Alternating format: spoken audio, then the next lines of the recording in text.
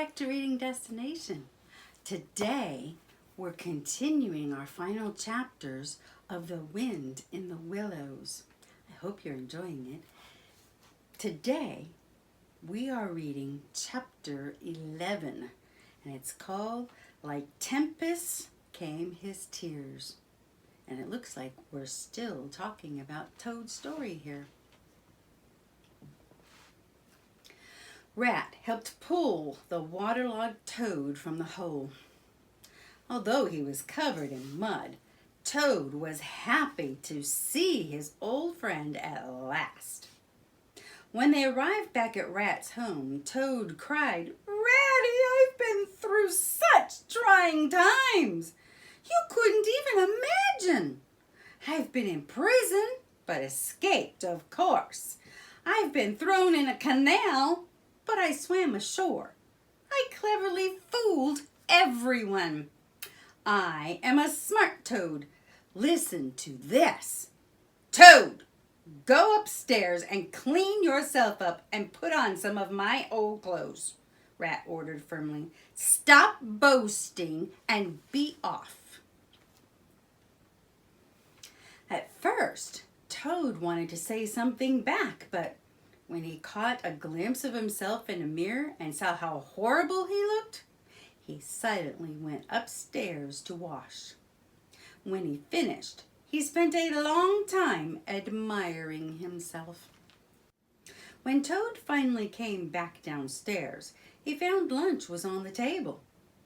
While they ate, Toad recounted his adventures to Rat, at every opportunity pointing out his cleverness.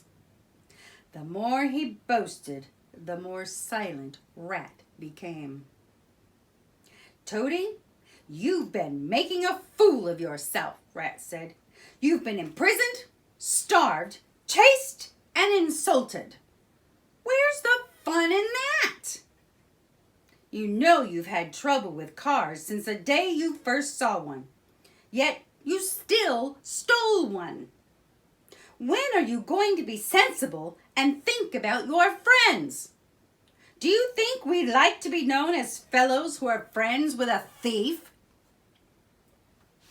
One of Toad's good qualities was that he never minded being scolded by a good friend. He always tried to see things from their point of view. So, although he did think that his escapades were fun, he sighed deeply and said, "How right you are, Ratty. I will be good from now on. I am quite done with cars. I was thinking I'd give motorboats a try, but for now I'm going to lead a quiet life. No more adventures for me. I am going to stroll quietly to Toad Hall." "Toad Hall!" cried Rat. "Haven't you heard?" "Heard what?" asked Toad. "The Weasels has taken over Toad Hall," Rat said.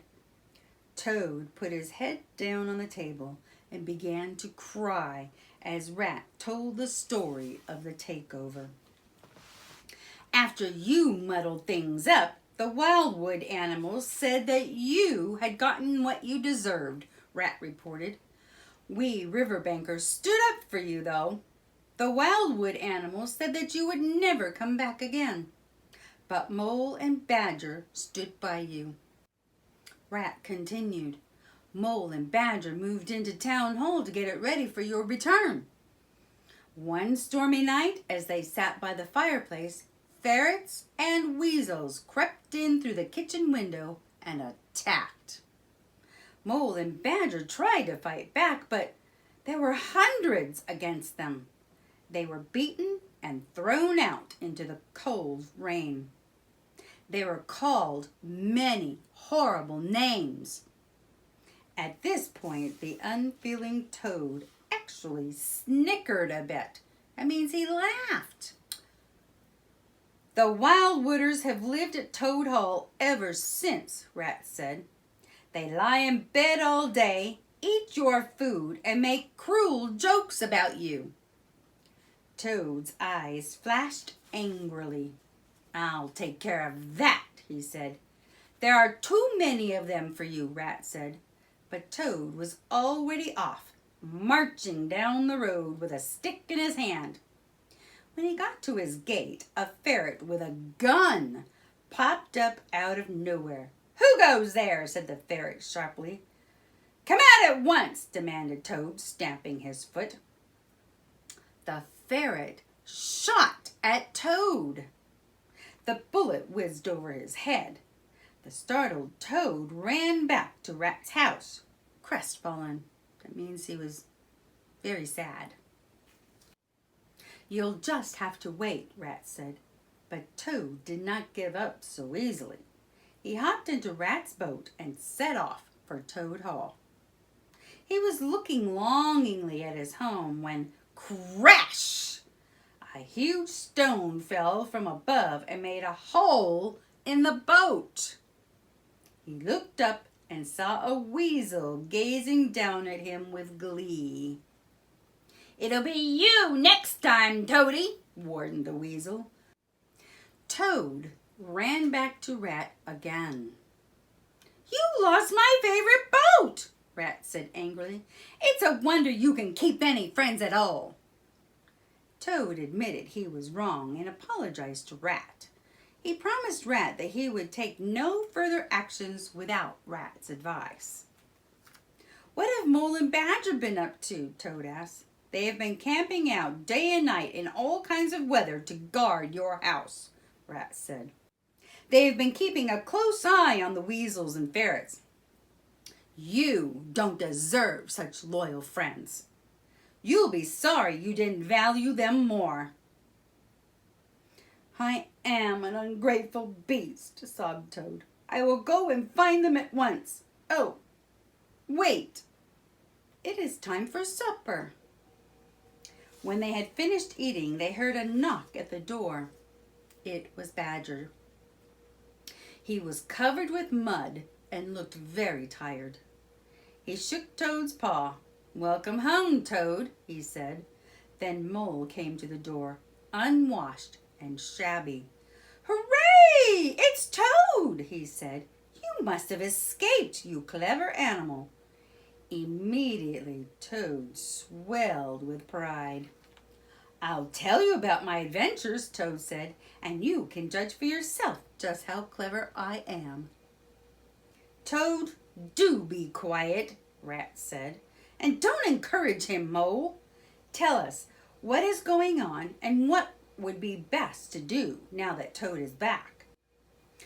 "The situation is very grim," Mole reported. "They have guards posted everywhere."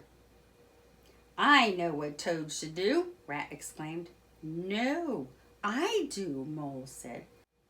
"I won't be ordered around by you fellows," cried Toad. They were all yelling at the same time. Suddenly, Badger yelled, "All of you, be quiet!" No one spoke until Badger finished his supper. The animals had great respect for him. When he had finished, he said, "Toad, aren't you ashamed of yourself?" Toad began to cry. "Stop crying," Badger said more kindly. "We'll let bygones be bygones. We can't attack the place. The ferrets are very good guards." "I shall never see Toad Hall again," Toad sobbed. "Cheer up," Badger said. "I will tell you a great secret. There is an underground passage that leads from the river right into Toad Hall." "No, there isn't," replied Toad. "I know every inch of Toad Hall." "Your father told me about it," explained Badger. "He didn't tell you because he knew that you couldn't keep a secret." "Well, I suppose I am a bit talkative," admitted Toad.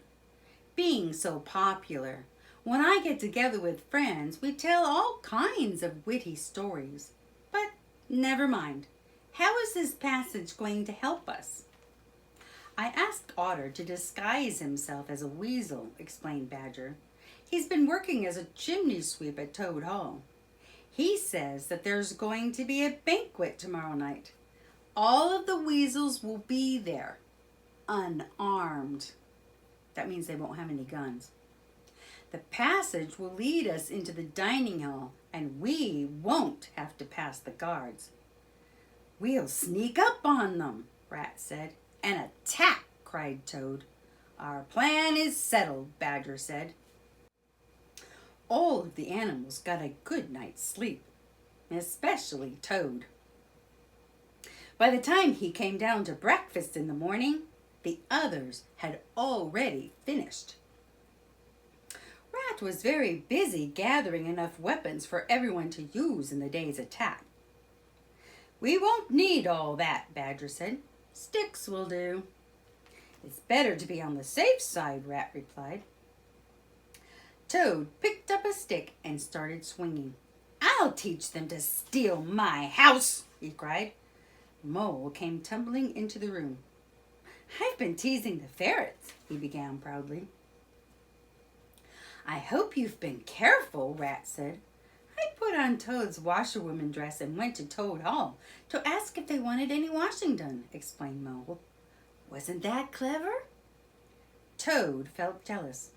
He wished that he hadn't overslept. Then he could have done it. When they told me to go away, continued Mole, I told them that it would not be me running in a short time. My daughter works for Mr. Badger, I said, and she told me that hundreds of badgers plan to attack with rifles tonight. How could you, Mole? What a stupid thing to say, cried Toad. You've ruined everything. Toad Hall is lost. But Badger simply said, What a clever creature you are, Mole. I have high hopes for you. Toad was very jealous now. He did not understand what Badger was talking about. Poor Toad could not think of anyone or anything but himself. After a hearty lunch, Rat resumed gathering his weapons. Mole took the opportunity to lead Toad outside and ask him to tell all about his adventures. Mole was a good listener, and Toad always enjoyed embellishing stories about himself. That means making them more special and more important than what they really are. In fact, much of his story wasn't really fact, but more of Toad's boasting. Oh my. Well, that's the end of chapter 11. And it looks like we're going to see this battle. So, I hope you're enjoying this book. Be sure to hit the like button and subscribe and hit the notification bell so that you're notified every time a new video has been posted. And of course, I would be very happy if you would share with all of your friends. Bye-bye for now.